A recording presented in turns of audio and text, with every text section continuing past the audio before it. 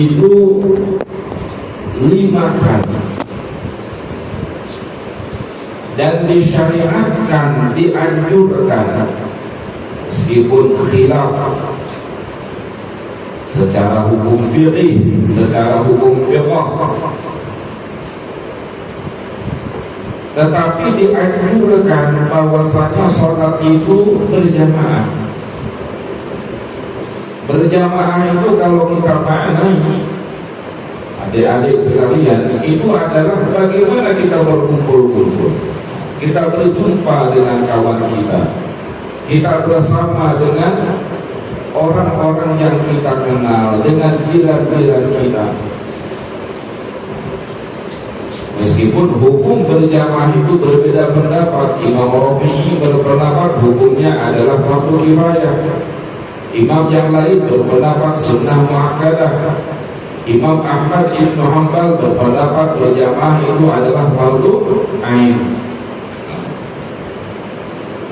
Tetapi ada perkumpulan yang ulama sepakat itu merupakan kewajiban, yaitu sholat Jumat dalam seminggu sekali. Sepakat seluruh ulama hukumnya adalah wajib. Ada juga perkumpulan 1 tahun sekali, Idul Fitri, Idul Adha. Jadi memang umat Islam ini dianjurkan untuk sering-sering berkumpul bersama. Kalau sering berkumpul ini, insya Allah hatinya akan disatukan oleh Allah Subhanahu wa Ta'ala. Maka sekali lagi mudah-mudahan perkumpulan kita, perjumpaan kita ini merupakan perjumpaan yang diberkati dan dirahmati oleh Allah Subhanahu wa Ta'ala. Para pelajar yang dimuliakan oleh Allah Subhanahu wa Ta'ala, salawat beserta salam senantiasalah kita sampaikan kepada baginda kita Nabi Muhammad sallallahu alaihi wasallam, kepada keluarganya, kepada para sahabatnya, dan mudah-mudahan kita semuanya mendapatkan syafaatnya nanti di yaumil qiyamah. Amin, amin ya rabbal alamin. Adik-adikku yang dimuliakan oleh Allah Subhanahu wa Ta'ala, bersyukur kita kepada Allah Subhanahu wa Ta'ala, kita ini sekarang sedang berada di dalam satu amalan yang begitu luar biasa. Allah Subhanahu wa Ta'ala memilih kita dari sekian orang yang ada di dunia ini menjadi orang yang mengenal Allah, yaitu orang Islam. Dari sekian orang Islam yang begitu banyak, kita juga dipilih oleh Allah Subhanahu wa Ta'ala menjadi orang-orang yang belajar ilmu agama. Tidaklah seseorang itu dipilih oleh Allah Subhanahu wa Ta'ala untuk mempelajari kalamnya. Tidaklah seseorang itu dipilih oleh Allah Subhanahu wa Ta'ala untuk mempelajari ilmu, kecuali memanglah Allah berkehendak menginginkan kebaikan kepadanya. Man yuridillahu bihi khairan yufaqihu fiddin. Barang siapa yang Allah kehendaki kebaikan kepadanya, yufaqihu fiddin, maka Allah akan fahamkan dia di dalam agama. Jadi kebaikan Allah, apabila Allah ingin menghendaki kebaikan, bukan orang itu dibanyakkan hartanya, bukan orang itu ditinggikan derajatnya, bukan pula diperbanyak istrinya, Tetapi ketika Allah menghendaki kebaikan kepada seseorang, salah satu tandanya adalah difahamkan di dalam urusan agama. Maka adik-adik, kita harus bersyukur kepada Allah dengan sebenar-benarnya syukur.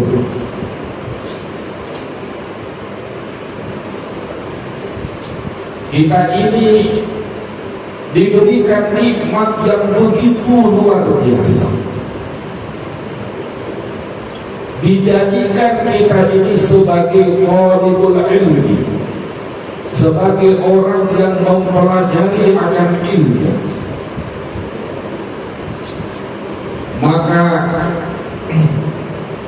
perjalanan mencari ilmu ini adalah perjalanan yang begitu panjang.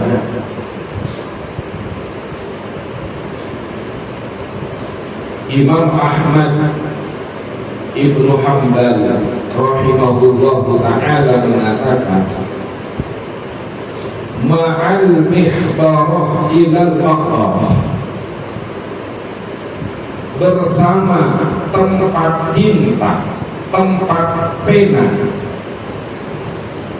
ilal maqbarah, artinya beliau ini akan senantiasa menuntut ilmu, akan senantiasa belajar ilmu, bukan setakat 1 tahun, 2 tahun, 3 tahun. Ilal maqbarah, sampai masuk kubur, sampai diwafatkan oleh Allah Subhanahu wa ta'ala. Jadi memang seorang muslim ini, apalagi seorang pelajar, ini harus ada azam, harus ada niat. Senantiasa kita ini akan terus belajar. Kita tidak akan pernah berhenti untuk belajar. Sampai kapan? Sampai nyawa ini dicabut oleh Allah Subhanahu wa ta'ala. Insyaallah ya. Bukan dimain 3 tahun, dimain hanya 4 tahun, 5 tahun, lepas itu tidak belajar lagi, bukan macam itu. Kita akan terus belajar, meskipun mungkin kita sudah keluar dari sini, tapi belajar itu akan kita teruskan. Maka perjalanan mencari ilmu ini adalah perjalanan yang sangat melelahkan, kata para ulama. Ada seorang nabi, yaitu Nabi Musa alaihi salam. Nabi Musa alaihi salam ini adalah nabi yang begitu kuat. Bahkan di dalam hadis yang diriwayatkan oleh Imam Bukhari, Nabi Musa ini kalau memukul batu dengan tangannya, maka batu ini boleh menjadi hancur. Bagaimana kekuatan Nabi Musa alaihissalam. Tetapi Nabi Musa yang begitu kuat itu, ketika masa akan belajar kepada Nabi Khidir alaihissalam, Nabi Musa mengatakan, laqad laqina min safarina hadza nasaba. Nabi Musa minta didatangkan makanan karena beliau ini merasakan nasaba, merasakan kepayahan, merasakan kelelahan. Oh, kalau begitu aku tak nak belajar, nanti payah lagi. Ustaz bagi tahu itu bukan menakut-nakuti, tetapi supaya kita ini boleh persiapan, supaya kita ini menyiapkan diri kita bahwasanya perjalanan mencari ilmu itu adalah perjalanan yang begitu jauh, perjalanan yang melelahkan. Maka kita siapkan perjalanan yang jauh dan melelahkan ini dengan kesiapan kita dalam menuntut ilmu. Apa yang harus kita siapkan di dalam mencari ilmu ini? Yang pertama kata para ulama adalah mempersiapkan niat yang baik, mempersiapkan niat yang lurus, mempersiapkan niat yang ikhlas di dalam mencari ilmu. Apa sebabnya? Di antara sebabnya, karena mencari ilmu ini adalah perkara yang besar, perkara yang agung. Rubba amalin saghiratin, berapa banyak amal yang kecil, amal yang dianggap biasa-biasa saja, tuqziruhun niyat, tetapi dengan niat yang benar maka dia pun akan menjadi amalan yang besar. Wa rubba amalin, dan berapa banyak amal yang kafirin, amalan yang banyak, amalan yang besar, tetapi tusaddiruhu an-niyah, boleh jadi amal yang besar itu karena sebab niatnya salah, maka akhirnya menjadi kecil, menjadi tidak ada nilai di hadapan Allah Subhanahu wa ta'ala. Jadi dengan kebenaran niat ini, adik-adik, amalan kecil pun boleh menjadi besar. Apalagi ini adalah amalan yang besar, amalan yang begitu mulia, maka besarkan niat, luruskan niat, perbaiki niat. Tidak ada niat kita mencari ilmu ini kecuali semata-mata karena Allah Subhanahu wa ta'ala. Jadi adik-adik ini sekarang perbaiki niat. Kalau kemarin masa masuk ma'hadi masih ada niat-niat yang belum baik, aku ini nak menghafazkan Al-Quran supaya aku ini boleh menjadi ini, boleh menjadi itu, boleh nanti mendapatkan harta, ataupun niat menghafazkan Quran ini ingin mendapatkan wanita cantik misalnya. Ini perbaiki niatnya sekarang. Apa sebabnya? Sebab ilmu ini adalah perkara yang bersih. Ketika ilmu ini, perkara yang bersih ini didapatkan dengan cara niat yang salah, maka ilmu ini yang sedianya bersih akan menjadi kotor, akan menjadi rusak. Maka para ulama mengibaratkan ilmu ini seperti air yang bersih. Ilmu ini seperti air yang bersih. Air yang bersih ini adik-adik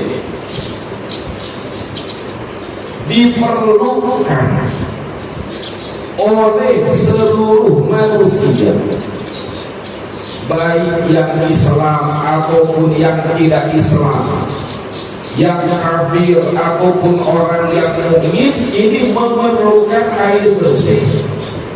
Jadi ilmu itu diibaratkan seperti air bersih. Begitupun ilmu ini diperlukan oleh semua orang. Tetapi sebagaimana air, orang itu hanya berhajat, orang itu hanya perlu kepada air yang bersih saja. Kalau air itu sudah kotor, air itu kalau sudah kotor, meskipun banyak, orang tidak memandangnya, orang tidak memerlukannya. Apalagi kalau air itu sudah dicampuri oleh najis. Pernah lihat kan ada air bercampur dengan najis? Kira-kira kalau air sudah bercampur dengan najis itu, mau tak kita meminumnya? Mau tak pakaian kita dibasuh dengan air najis? Tak mau. Kita tak mau membasuh pakaian kita, kasut kita dengan perkara air najis. Meminumnya apalagi. Itulah gambaran ilmu. Kalau ilmu itu didapatkan dengan niat dan ikhlas karena Allah, yang benar karena Allah, seperti air bersih. Air bersih ini diperlukan serono kita meminumnya. Kita pun akan gunakan untuk membersihkan badan kita, membersihkan pakaian kita. Bahkan bukan hanya kita yang memerlukan, jiran-jiran kita pun memerlukan air bersih. Sama ada jiran itu dekat dengan kita ataupun jauh dengan kita, semuanya memerlukan. Begitupun dengan ilmu. Ilmu itu kalau sudah bersih, diperlukan oleh mana-mana orang yang ada di sekitar kita. Yang kedua, ilmu itu ibarat air bersih. Air bersih ini adik-adik, kalau berada di gunung, berada di tempat yang jauh, orang akan ramai untuk mendatanginya. Misalnya di Papua di sini tidak ada air, baru ada air di gunung kan. Maka orang-orang itu yakin ketika di kampungnya tidak ada air yang bersih, sementara ada air bersih di gunung, dia pun akan datang ke gunung itu untuk mencari air bersih, untuk mendapatkan air bersih. Sebaliknya, kalau di kampung ini ada air kotor, meskipun dekat berada dengan mereka, bahkan berada di depan rumah kita, tapi air ini kotor, air ini jorok, air ini najis, meskipun berada di depan rumah kita tak memerlukan. Begitulah gambaran ilmu yang bersih. Meskipun berada jauh di gunung, misalnya adik-adik ini nanti Allah takdirkan berada di gunung, tinggal di gunung, macam kawin sama orang gunung, kawin sama orang Pulasanggar, atau kawin dengan mana-mana perempuan yang jauh. Tapi kalau adik-adik ini mempunyai ilmu yang bersih ibarat air, jangan khawatir nanti orang-orang yang memerlukan air itu, artinya orang-orang yang memerlukan ilmu itu yang bersih itu, nanti Allah akan datangkan. Ibarat air yang bersih, orang akan ramai datang. Begitupun ilmu yang bersih, orang ramai pun akan datang untuk mendapatkannya. Jadi tidak usah khawatir buat mahat di gunung, buat mahat di tempat orang jauh. Kalau betul ikhlas niat kita, jangan khawatir. Allah nanti datangkan orang ramai yang akan mencari air keilmuan yang jernih daripada kita, yang Allah berikan kepada kita. Tapi kalau adik-adik ini mempunyai hati niat yang kotor, tidak ikhlas, ibarat air yang bersih, meskipun berada di depan rumah kita tak mau gunakan. Begitulah gambaran ini. Orang itu kalau niatnya salah, niatnya mencari ilmunya tidak bersih, ibarat air yang ada najis. Meskipun dia berada di tengah-tengah bandar, meskipun dia berada di tengah-tengah jirannya, maka orang yang ada di sekitarnya tak mau memanfaatkan ilmunya. Ramai juga kan, ada juga orang itu berilmu, tapi orang sekitar itu tak mau menggunakannya. Insya Allah ya. Jadi yang pertama apa? Jaga niat. Ini penting nih. Jadi niatkan kita belajar ini di kalimatillah, untuk meninggikan kalimat Allah. Kita belajar ini untuk mendakwahkan agama. Kita belajar ini dengan niat-niat yang baik sebanyak-banyak. Insya Allah ya. Ini penting nih. Saya selalu sampaikan kepada anak-anak murid kita ini, penting di awal dunia. Penting di awal dunia. Karena yang penting bukan setakat ilmu saja. Mendapatkan ilmu penting, tapi ada yang lebih penting adalah qobuliyahnya ilmu. Qobuliyah itu maknanya diterima ilmu.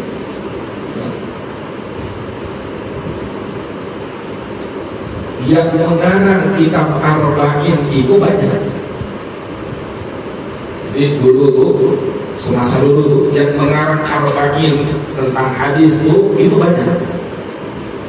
Tapi yang sampai ke kita dan masyhur digunakan, ramai orang membacanya itu adalah Arba'in Nawawi.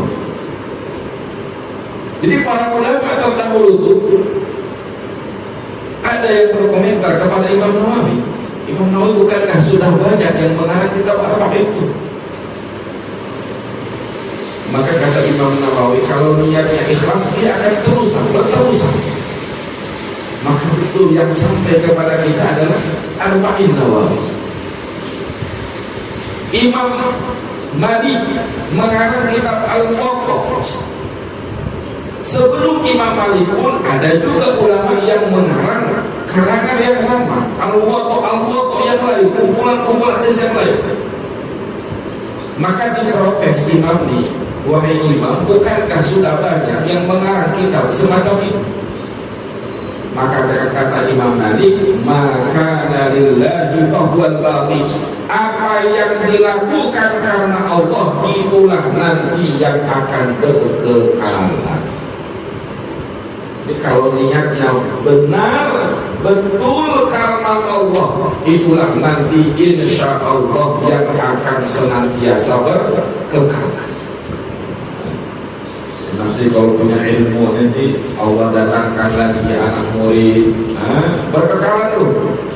Anak murid nanti punya anak murid lagi terus. Ini salah satu ilmu yang diterima oleh Allah Subhanahu wa Ta'ala.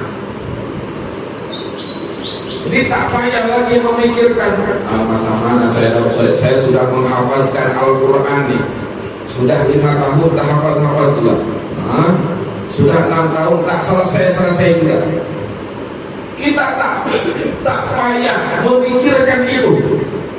Karena tadi saya sebut, memanglah mendapatkan ilmu penting, tapi yang lebih penting adalah qobuliyahnya. Meskipun kita tak kisah, apakah kita ini 5 tahun, 6 tahun, 7 tahun, 10 tahun menghafalkan Al-Quran? Iya, karena tidak ada ketentuan menghafalkan Al-Quran itu harus 3 tahun. Ada hadis mengatakan, kata Nabi, Ahlul Quran, hafalkan Al-Quran salawat, tak ada. Hafalul Quran, hafalkan Al-Quran itu 3 tahun, tidak ada.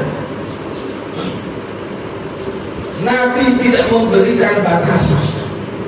Bahkan kalau kita melihat Sayyidina Umar radhiyallahu anhu, Sayyidina Umar itu kalau tak singkat menghafalkan Al-Baqarah. Kalau tak Sayyidina Umar, Abdullah bin Umar anaknya itu Al-Baqarah, khatamtu Al-Baqarah, aku mengkhatam Umar Al-Baqarah. Sayyidina Umar mengkhatamkan Al-Quran itu 8 tahun. Al-Baqarah, kalau ada pelajar sekarang Al-Baqarah menghafalkan Al-Quran 8 tahun, kita sebut pelajar apa? Pelajar bodoh kan? 8 tahun Al-Baqarah. Tapi tidak usah putus asa. Yang begitu kemudian sejarah Imam Hafs An-Asim. Kalau nggak Imam Hafs, Imam Asim. Kalau salah Imam Asim. Beliau ini menghafazkan Al-Quran 10 tahun. Ada yang mengatakan 20 tahun. baru selesai menghafalkan Al-Quran. Tetapi karena niatnya benar karena Allah, tidak niat-niat yang lain, meskipun lama menghafalkan Al-Quran, kemudian diterima oleh Allah Subhanahu wa Ta'ala pengorbanannya, sehinggalah hari ini qiraah yang digunakan kebanyakan orang itu adalah qiraah hafaz al-asr. Ini adalah qabuliyah, penerimaan daripada Allah Subhanahu wa Ta'ala. Insyaallah ya, insyaallah. Jadi kita ini harus jangan putus asa, berpikir bisa, berpikir boleh, insyaallah boleh. Jadi berpikirnya boleh, insyaallah boleh menghafal Quran, bisa menghafal Al-Quran, mampu menghafazkan Al-Quran. Sabar sebentar untuk besar. Ini kalimat-kalimat yang saya ucapkan, boleh kita ucapkan di sini. Sabar sebentar untuk besar. Sabar sebentar saja. 3 tahun menghafazkan Al-Quran, 5 tahun menghafazkan Al-Quran, 10 tahun, tapi nanti untungnya besar. Kita menghafalkan Al-Quran Karim ini adalah kalam Allah, kitabnya Allah yang luar biasa. Dalam satu perkataan ulama itu, lau arada insanu istiqsa'ahu, seandainya ada orang yang ingin memperdalam Al-Quran, menggali ilmu daripada Al-Quran, ma min naw'in min hadhihi al-anwa', tidaklah satu macam cabang daripada cabangan ilmu Al-Quran itu, lau arada insan illa lau arada insanu istiqsa'ahu, kecuali kalaulah seseorang ingin memperdalamnya satu bagian ilmu daripada Al-Quran itu, lasfafrogo umruh, yang ada bukannya ilmu itu habis, yang ada umurnya yang akan habis. Begitu dalamnya Al-Quran. Karena kalau Allah luar biasa, tidak ada bandingannya, tidak ada batasnya. Maka ketika seseorang ditakdir dalam menghafazkan Al-Quran, maknanya orang tersebut sedang mempelajari ilmu Allah yang begitu dalam, yang tidak akan ada habis. Insyaallah ya? Insyaallah semangat. Semangat, jangan ngantuk nih. Tolong kali itu. Semangat. Kita harus tahan. Talibul ilmi ini harus tahan ngantuk. Sahibul himmah, bareng-bareng. Sahibul himmah, la yahjizuhu syai'un. Sahibul himmah, pemilik cita-cita, la yahjizuhu, tidak akan terkalahkan oleh apapun. Mari hafazkan ini. Sahibul himmah, yang keras. Sahibul himmah, la yahjizuhu syai'un. Pemilik cita-cita itu tidak akan terkalahkan oleh apapun. Kalau benar cita-cita kalian ini tidak akan terkalahkan oleh ngantuk. Ya, ini kalau sudah ngantuk kan, ini tak pertanyakan, ini benar tak ini cita-citanya? Orang yang benar cita-citanya, himmahnya itu la yahjizuhu syai'un, tidak akan terkalahkan oleh apapun. Dengan wanita pun tidak akan terkalahkan, dengan harta pun tidak akan terkalahkan, dengan macam-macam apapun tidak akan terkalahkan. Saya pun semangat nih ngomong, tidak akan terkalahkan oleh apapun. Betul lah. Lihat baginda Nabi Sallallahu Alaihi Wasallam di dalam kitab Hayatus Sahabah, Nabi ditawari oleh orang-orang Quraisy, orang-orang kafir, orang-orang munafik. Seandainya Muhammad itu dengan dakwahnya ingin harta, ingin pangkat, ingin wanita, kalau dia ingin pangkat, kami jadikan dia pangkat yang paling tinggi, tidak ada pangkat yang lebih tinggi kecuali dia. Syaratnya tinggalkan dakwahnya. Kalau ingin harta, kami kumpulkan harta yang paling banyak, sehingga tidak ada orang yang paling kaya kecuali Muhammad di Jazirah Arab. Kalau ingin wanita, kami beri wanita, bukan hanya 1, 10 pun kami beri, kami kumpulkan wanita yang paling cantik. Oh, kalau kalian ditawaran macam itu macam mana? Kamu jangan belajar di Ma'had, berhenti kamu di Ma'had. Kalau kamu ingin pangkat, kami beri pangkat. Kalau kamu pengen wanita, oh yang tercantik di Ma'had ini kami beri. Bukan hanya 110 kami beri. Oh, kira-kira macam mana tuh? Aku pikir-pikir dulu ya. Betul kan? Ini orang yang hikmahnya ini tak benar. Rasulullah ditawari macam itu. Rasulullah mengatakan lauwadamu, seandainya mereka itu meletakkan asyamsa, matahari, di tangan kananku, fi yamini, di tangan kananku. Apa itu matahari maksudnya? Mereka menawari aku simbol kekuasaan, pangkat dan kedudukan dan sebagainya. Seandainya mereka memberikan aku pangkat jabatan, wal qamara fi yasari, mereka meletakkan rembulan di tangan kiriku, simbol keindahan, wanita, harta dan sebagainya. Untuk apa? Ala an atruka hadihi, supaya aku meninggalkan dakwah ini. Kalau kalian, mereka menawari aku tahta, jabatan, wanita dan sebagainya, supaya aku tidak belajar lagi di ma'in ini. Betul kan?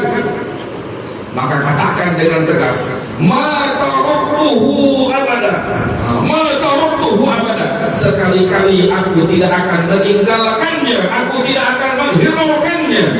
Hatta yudhirahullah, sampai aku dimenangkan oleh Allah, sampai aku selesai belajar menghafalkan Al-Quran, sampai selesai aku alim, au ahlika dunah, atau justru aku ini hancur mati di mati ini. Oh begitu. Insyaallah. Insyaallah. Sampai mati di sini, sampai dikubur di sini. Menghafalkan Quran susah, mati. Oh, sampai mati tak masalah.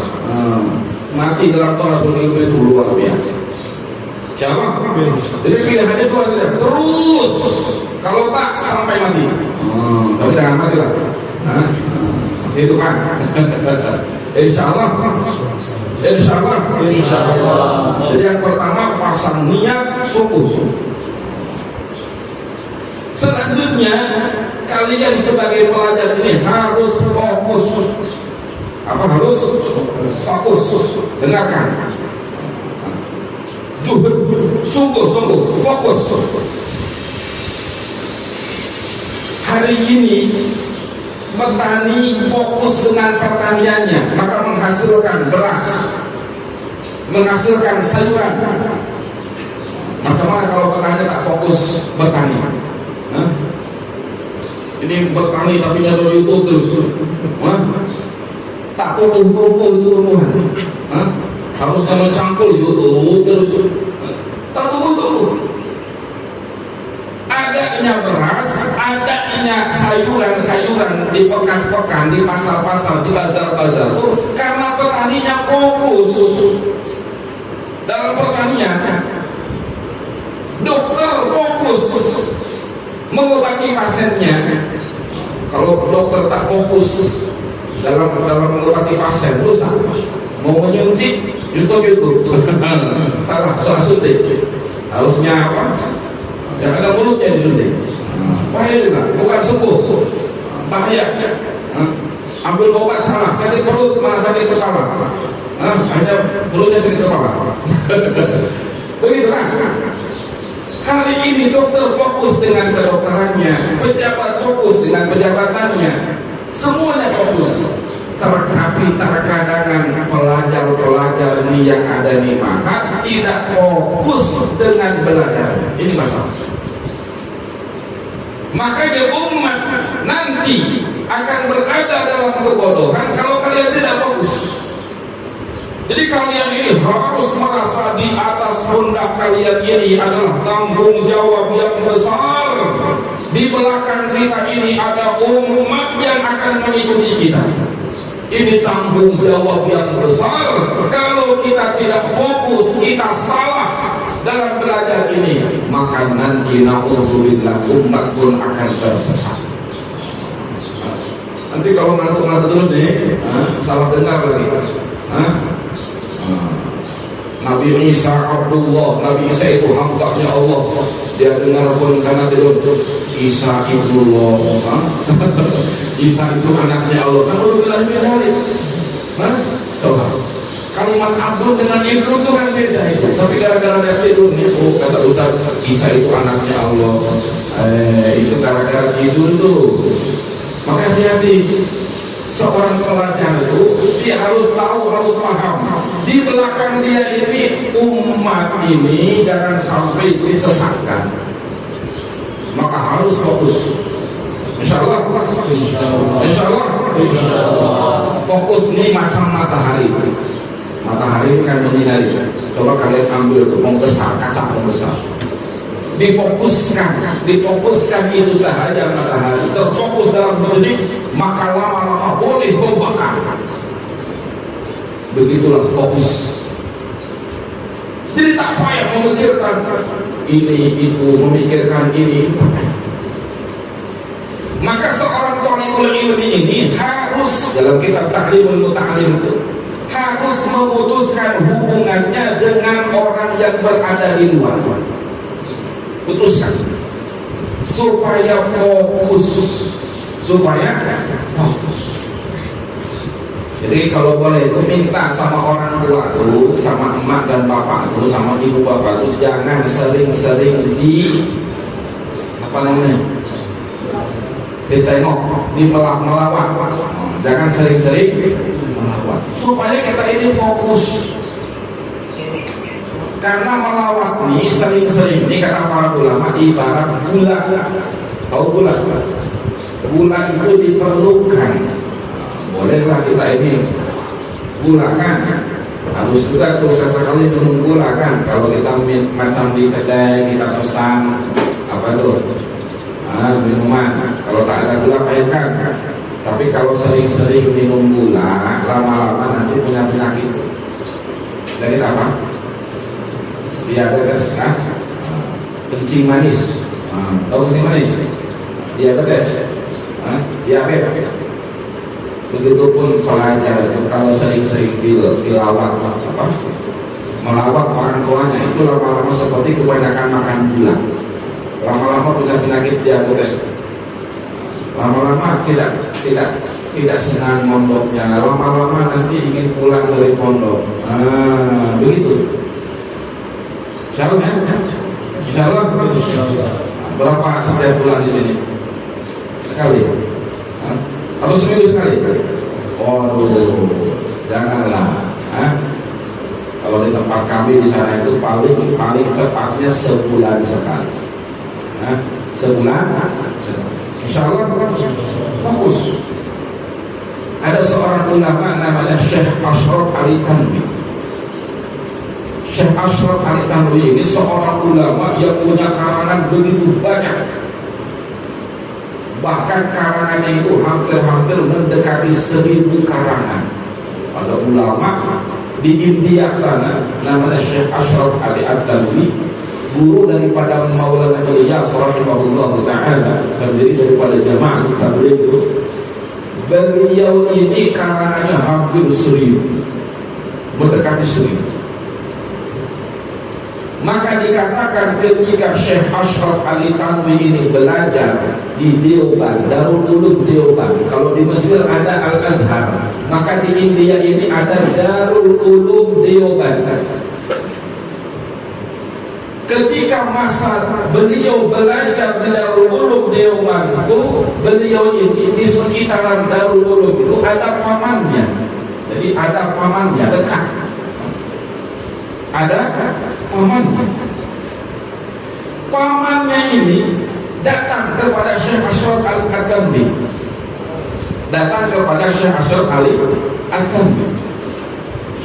Kalau macam kita ini mungkin macam mak ini kan. Kemudian ada paman kita datang ke rumah kita, ke mahat tuh.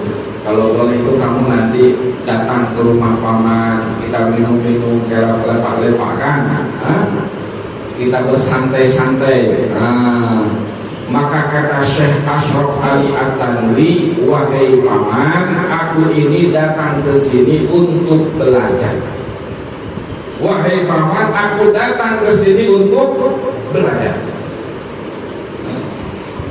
Maka aku akan memenuhi jemputan engkau bersama engkau itu setelah 4 tahunan. Jadi kalau sudah aku selesai masa belajar, barulah nanti aku akan datang kepada engkau. Sanggup tak macam itu? Hah? Sanggup tak? InsyaAllah. InsyaAllah. Kuat. InsyaAllah saya mampu. Jadi kalau boleh itu macam itu pelajar, jangan banyak kali. Ada seorang pelajar daripada Indonesia, teman daripada guru saya punya guru namanya Syekh Burhan Salim, dulu belajar di Pakistan. Beliau bercerita, dulu di Pakistan itu ada satu anak murid yang kalau dia diberikan surat dari kampungnya, maka dia tidak akan pernah membacanya. Jadi kalau ada dia tulis surat dari kampungnya itu, mendapatkan surat dari kampungnya itu, dia tidak akan membacanya. Datang surat, maka masuk kotak. Datang surat, masuk sunduk, masuk kotak. Datang surat, masuk sunduk. Seperti itu akan berlaku. Hinggalah 8 tahun dia selesai belajar, baru dia buka kotak surat. Maka semasa dibuka kotak surat itu, Masya Allah, ternyata di situ ada kabar keluarganya, yang ini telah meninggal, yang itu telah meninggal. Hinggalah yang ada itu hanya beberapa orang saja. Maka dia katakan, seandainya dari awal aku buka surat ini, niscaya aku tidak akan selesai belajar. Kalau aku buka surat ini dari awal, maka niscaya aku tidak akan selesai belajar. Ini murid-murid yang fokus macam itu. Dia tak nak bagaimana belajar itu diganggu dengan perkara-perkara yang lain. Insyaallah fokus. Kemudian fokus di macam kita mengejar ada 2 kelinci. Ada 2 kelinci berlari, yang satu ke kanan, yang satu ke kiri. Macam mana kita boleh mendapatkan kedua-duanya?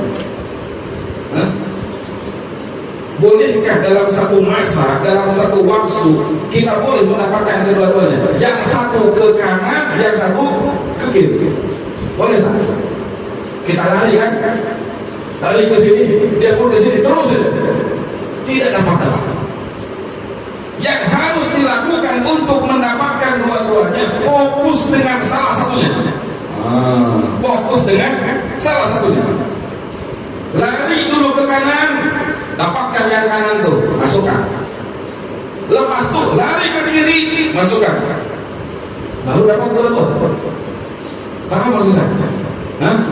Begitupun kenapa di ma'had itu program itu dibisa-bisakan. Hafid saja supaya fokus. Alim saja supaya fokus. Ada juga yang hafid alim, tapi biasanya begitu loh. Kalau sudah fokus itu begitu. Orang kalau sudah tak fokus, semua ingin didapatkan, tak boleh. Orang itu nanti akan mempunyai spesialisasi. Ilmu yang dia mutafannin, dia memanglah ada kecenderungan. Karena kita takdir itu kan, orang itu memang harus mencari di mana kecenderungan dia dalam ilmu itu. Karena orang itu tak mungkin akan faham seluruh ilmu. Kita mengenal Imam Ghazali rahimahullahu ta'ala, ahli dalam ilmu hadis, dalam ilmu tasawuf. Kita mengenal Imam Syafi'i, kita mengenal Imam Ahmad bin Hanbal, kita mengenal ulama-ulama, dia pun ahli di dalam ilmu fiqh, sehingga menjadi mujtahid mutlak, menjadi ulama rujukan dalam ilmu fiqh. Kita mengenal Imam Bukhari, ahli dalam hadis, Imam Muslim, ahli dalam hadis. Kita mengenal Imam Jalaluddin As-Suyuti, mengenal kitab Jalalain, ahli dalam kitab tafsir. Orang itu akan fokus di dalam bidangnya. Maka carilah apa yang kita fokuskan, apa yang kita ingin merasa cenderung di dalam ilmu itu. Nah, sekarang kalian ini fokus di sini. Kalau programnya menghafalkan Al-Quran, fokus. Kalau programnya alim, kita fokus. Insya Allah kalau kalian fokus, ini akan mendapatkan apa yang diinginkan. Insya Allah. Jadi tadi pertama perbaiki ini, yang kedua apa nih? Fokus. Kemudian yang ketiga adalah seorang santri. Paham kan santri?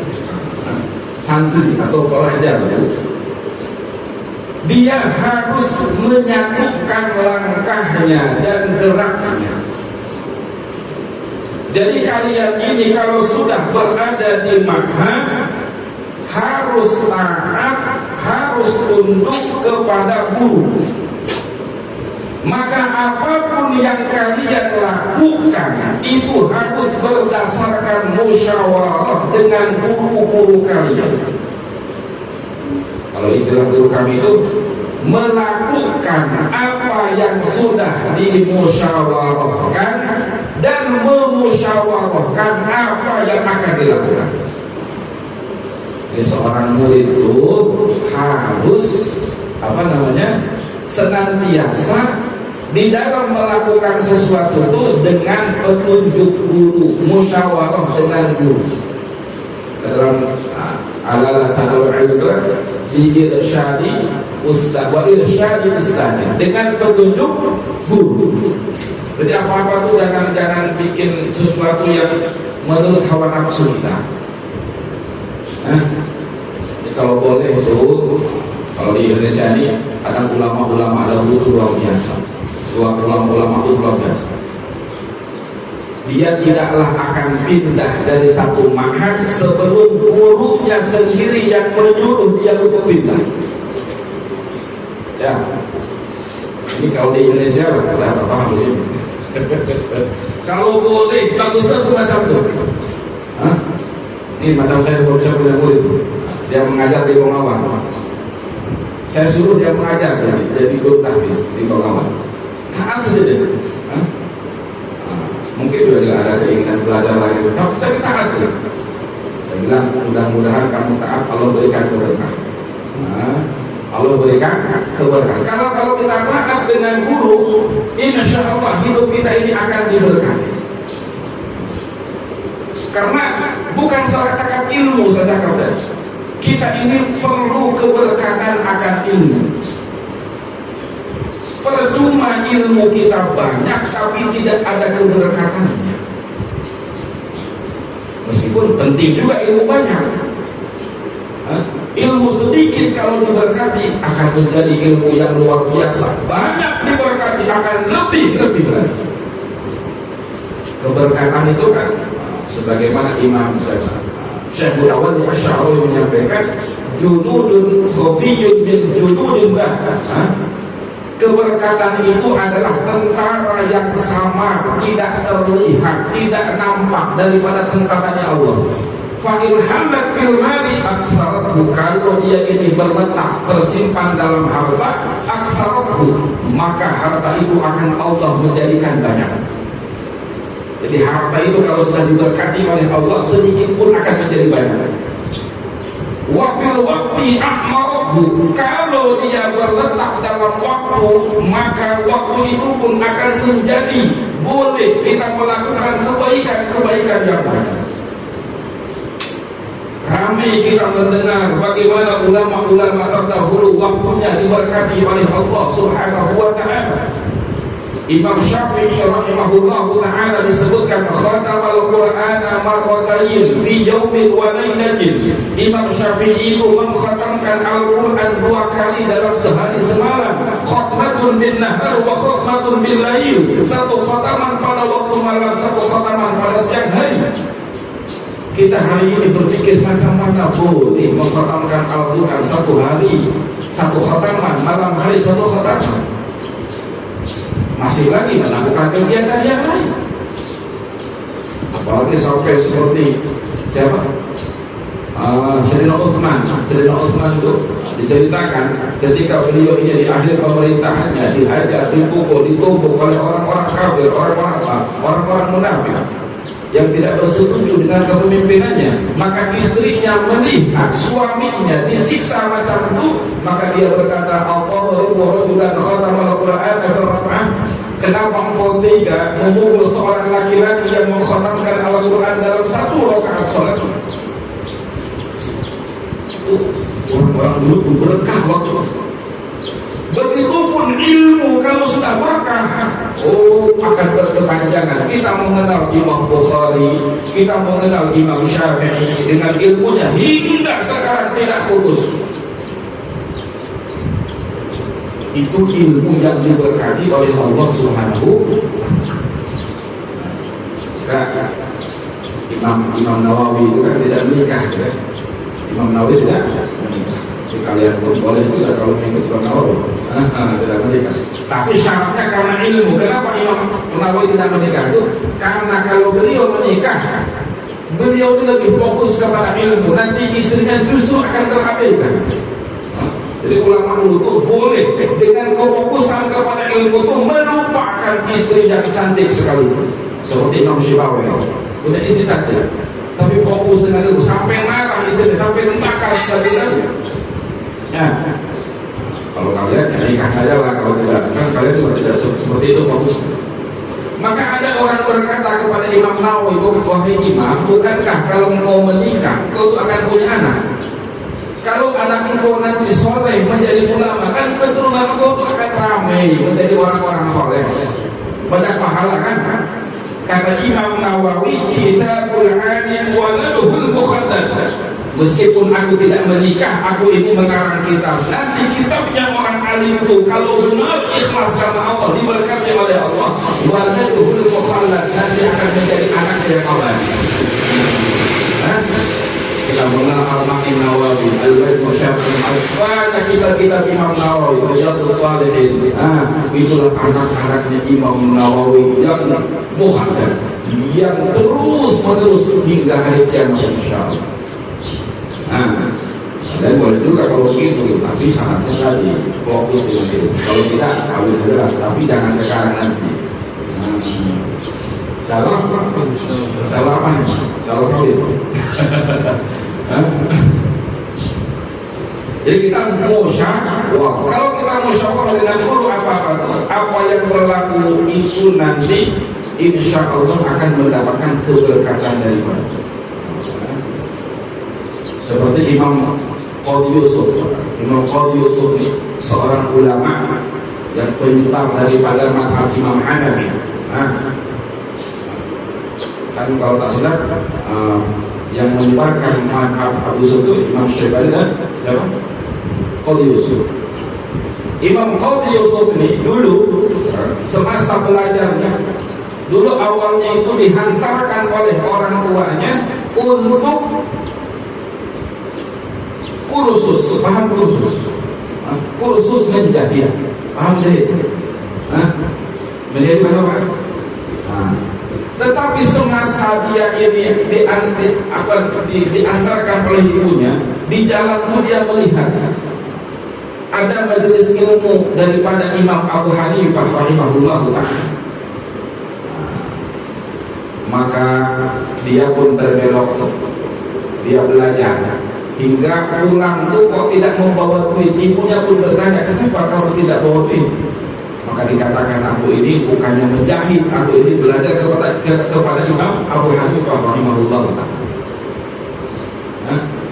Maka diceritakan ibunya itu marah mendatangi daripada Imam Abu Hanifah.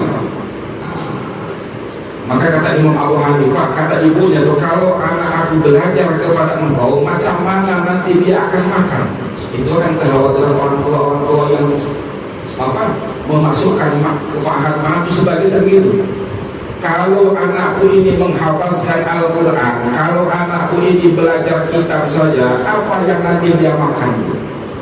Kadang sebagai macam berat.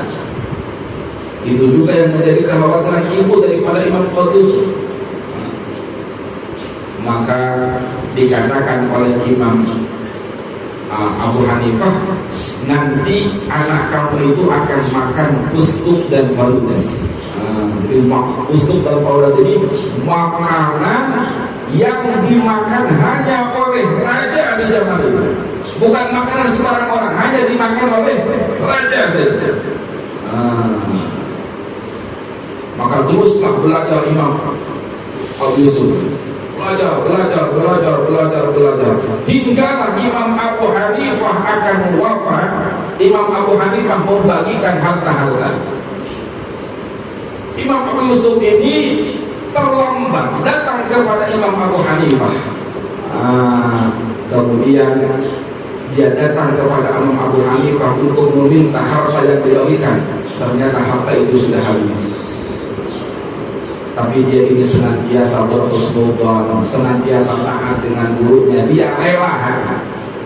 Maka meskipun tidak mendapatkan harta, maka ada satu perkataan yang waktu itu belum dimengerti oleh Imam Abu Yusuf. Apa? Lilqafasi maniyun kamaniyun, bahwasanya kelelawar itu mempunyai air mani seperti maninya seorang laki-laki. Ini nasihatnya. Apa ini? Bukan harta, bukan apa. Itu pun belum boleh dipahami. Bahwasanya kelelawar itu kelelawar itu punya air mani seperti air maninya seorang laki-laki. Maka setelah wafatnya Imam Abu Hanifah, kemudian di zaman daripada Khalifah Harun al-Rasyid, Imam Harun al-Rasyid ini mempunyai istri yang begitu cantik. Kalau tak silap namanya Zubaidah, boleh nanti dan saya pun lupa lagi namanya. Pokoknya wanita yang cantik, istri. Suatu saat istrinya itu ditinggalkan.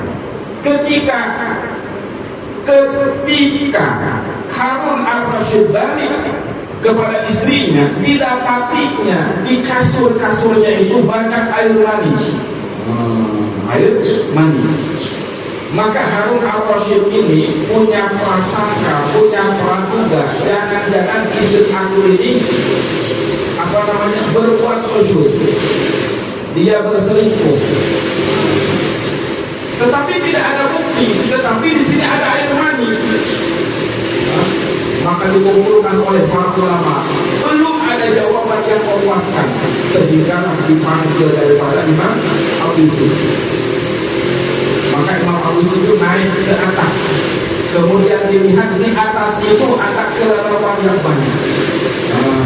Dari situlah kata Imam Yusuf, istri kamu itu tidak berselingkuh, tidak nusyuk. Kenapa? Karena kelelawar itu mempunyai mani seperti maninya seorang laki-laki. Maka dari situlah diangkat dia menjadi qadhi, sehingga pada satu saat jamuan itu, pada waktu ada jamuan, kata Harun al-Rasyid, wahai imam, makanlah bersama kami.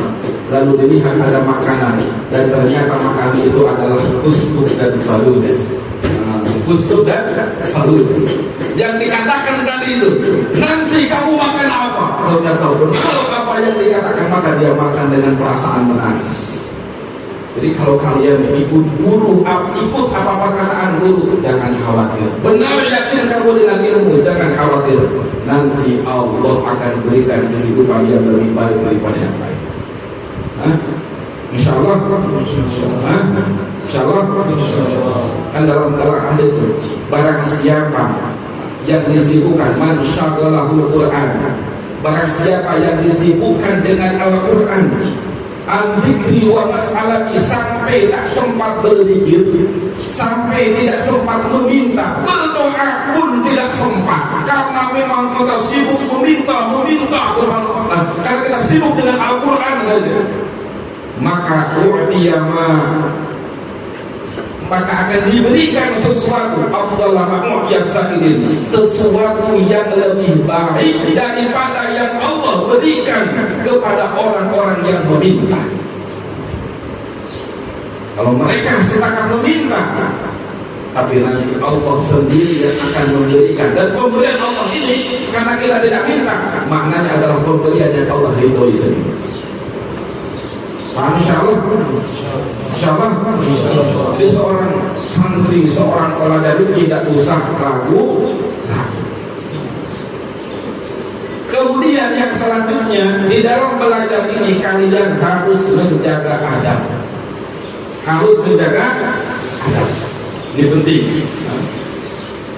Kalau kalian tidak belajar adab, bahaya. Di dalam Al-Quranul Karim ada satu ayat ketika Allah menjelaskan Nabi Musa alaihissalam yang diperintahkan mendatangi Nabi Khidir. Beliau mengatakan, hal natabimuka antu alimani mimma ulimta rusyda. Hal attabi'uka, bolehkah aku mengikuti engkau? Antu alimani, supaya engkau boleh mengajarkan kepadaku mimma ulimta, perkara yang Allah ajarkan kepadaku. Rusyda, sebagai petunjuk. Nih lihat adabnya Nabi Musa. Nabi Musa ini seorang nabi. Ada seorang ulama, saya lupa namanya itu. Ada seorang ulama namanya Muhammad bin Tahir. Seorang ulama namanya Muhammad bin Tahir Ibnu Aslam. Beliau menafsirkan, menjelaskan satu ayat ini saja. Kalau dipegang oleh thalibul ilmi, maka dia akan berjaya dalam ilmu. Hal attabi'uka an tu'allimani mimma ulimta rusyda. Lihat. Yang pertama, kalimat hal attabi'uka, bolehkah aku mengikut kepada engkau?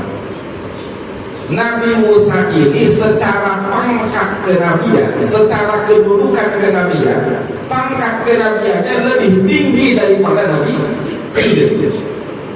Karena Nabi Musa ini ulul azmi minal rusul, termasuk 5 ulul azmi nabi, ulul azmi 5 nabi yang termasuk ulul azmi.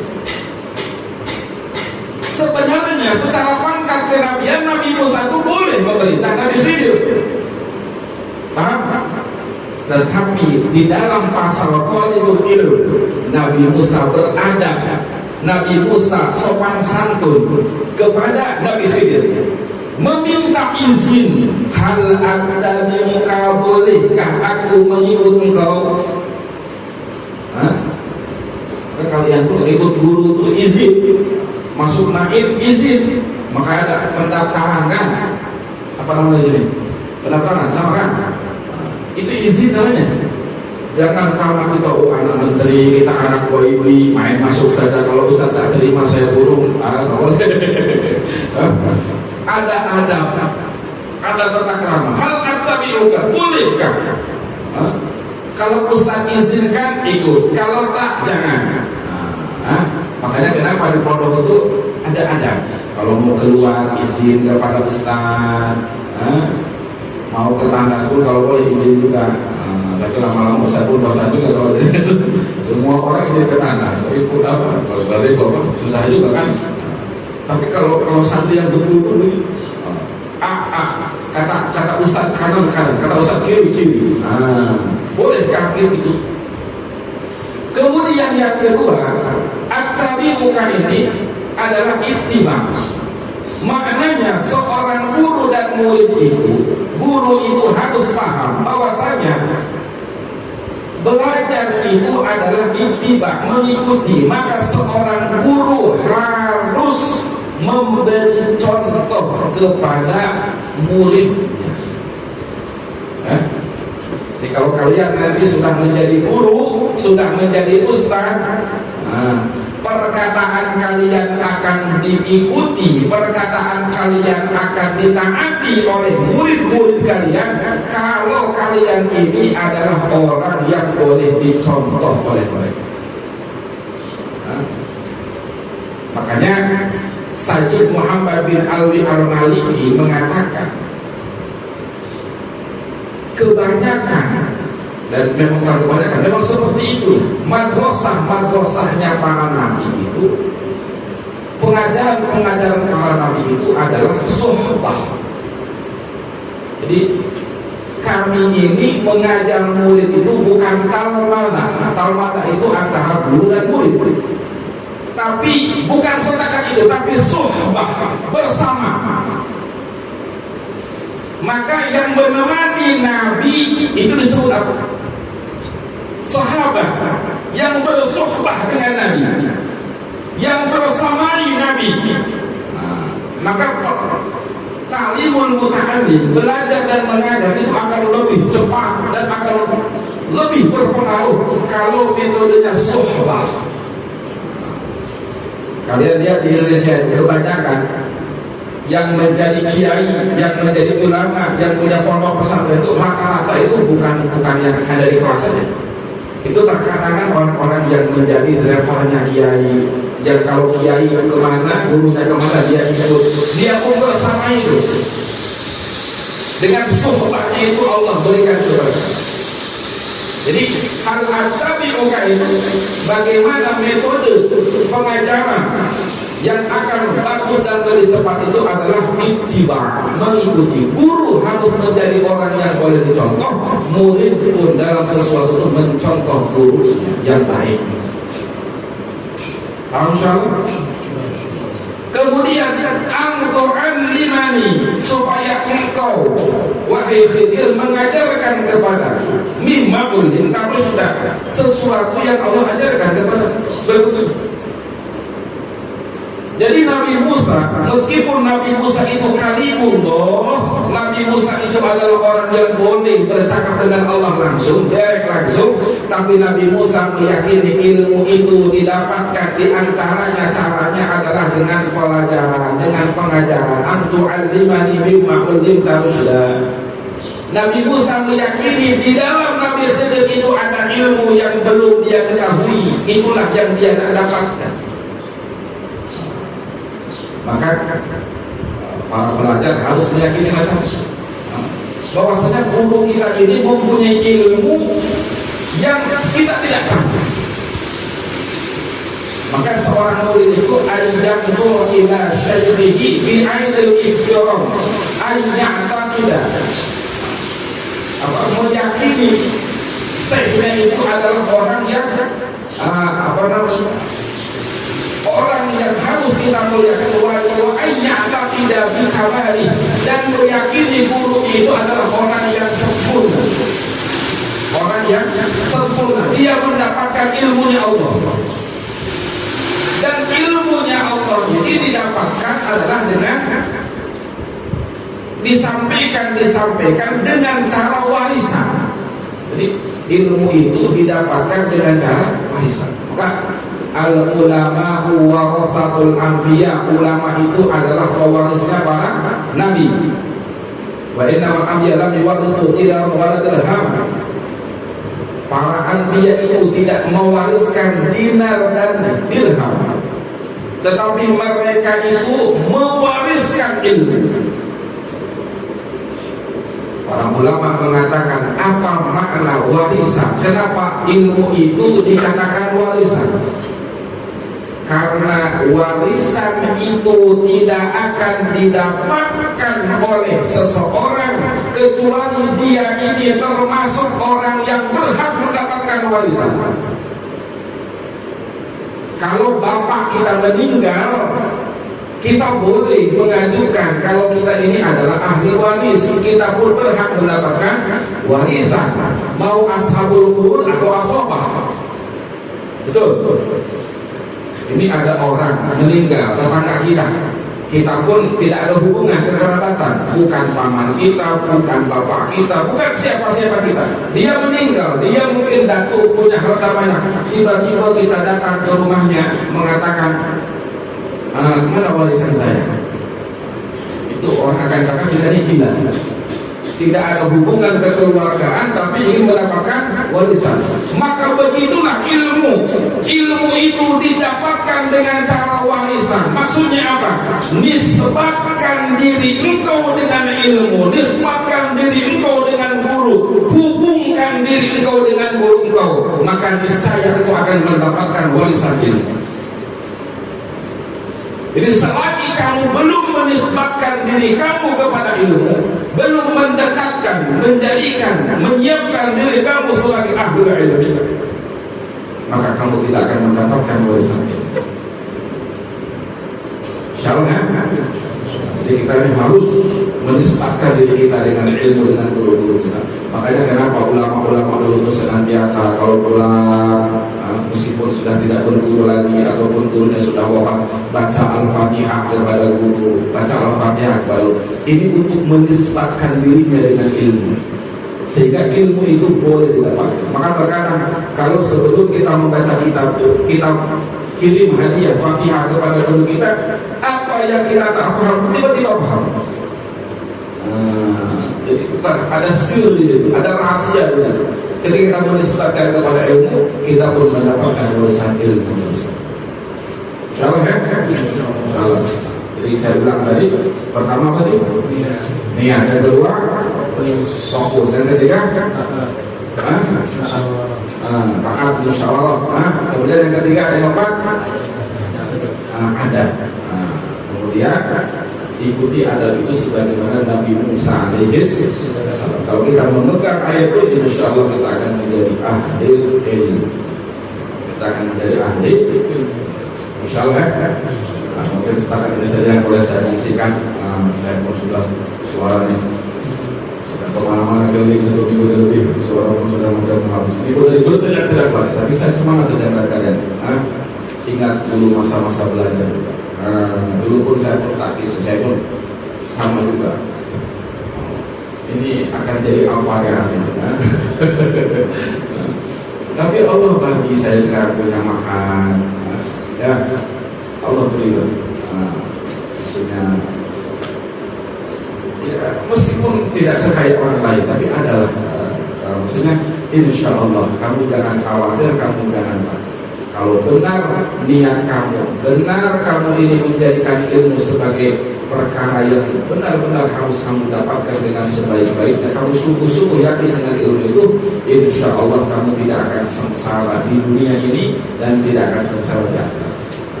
Jadi kami belum pernah melihat orang yang benar dalam niat mencari ilmu kemudian sengsara. Tapi ada yang Ustaz belajar lama-lama tapi sengsara juga. Mungkin ada salah dalam niat. Mungkin ada salah dalam. Insyaallah, demikian saja. Kurang lebihnya saya mohon maaf. Wabillahi taufiq wal hidayah. Subhanallah wa bihamdihi. Subhanallah wa bihamdihi. Asyhadu an la ilaha illa anta astaghfiruka wa atubu ilaik. Assalamualaikum warahmatullahi wabarakatuh. Waalaikumsalam.